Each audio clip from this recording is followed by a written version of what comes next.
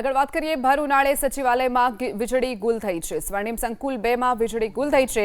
સ્વર્ણિમ સંકુલમાં વીજળી પુરવઠો ખોરવાતા બાબુઓ ગરમીમાં અખડાયા છે। અડધો કલાક સુધી વીજળી ગુલ રહેતા અધિકારી અને કર્મચારીઓ અકળાયા। શુક્રવારના કારણે કોઈ મંત્રી પણ હાજર નથી। ટેકનિકલ સ્ટાફને જાણ કરી વીજ પ્રવાહ પુનઃ શરૂ કરવા માટેની પણ માંગ કરવામાં આવી છે। તો ભર ઉનાળે સચિવાલયમાં વીજળી ગુલ થઈ છે। અડધો કલાકથી પણ વધુ સમયે વીજળી ન મળતા અધિકારીઓ અને કર્મચારીઓ અકળાયા હતા।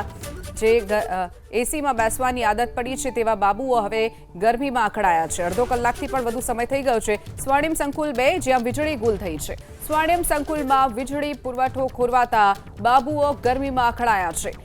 અડધો કલાક સુધી વીજળી ગુલ રહેતા અધિકારી અને કર્મચારીઓ અકળાયા। શુક્રવારના કારણે કોઈ મંત્રી પણ હાજર નથી। ટેકનિકલ સ્ટાફને જાણ કરી વીજ પ્રવાહ પુનઃ શરૂ કરવા માટેની પણ માંગ કરવામાં આવી છે। તો ભર ઉનાળે સચિવાલયમાં વીજળી ગુલ થઈ છે। અડધો કલાકથી પણ વધુ સમયે વીજળી ન મળતા અધિકારીઓ અને કર્મચારીઓ અકળાયા હતા। જે એસીમાં બેસવાની આદત પડી છે તેવા બાબુઓ હવે ગરમીમાં અકળાયા છે। અડધો કલાકથી પણ વધુ સમય થઈ ગયો છે। સ્વર્ણિમ સંકુલ 2 જ્યાં વીજળી ગુલ થઈ છે।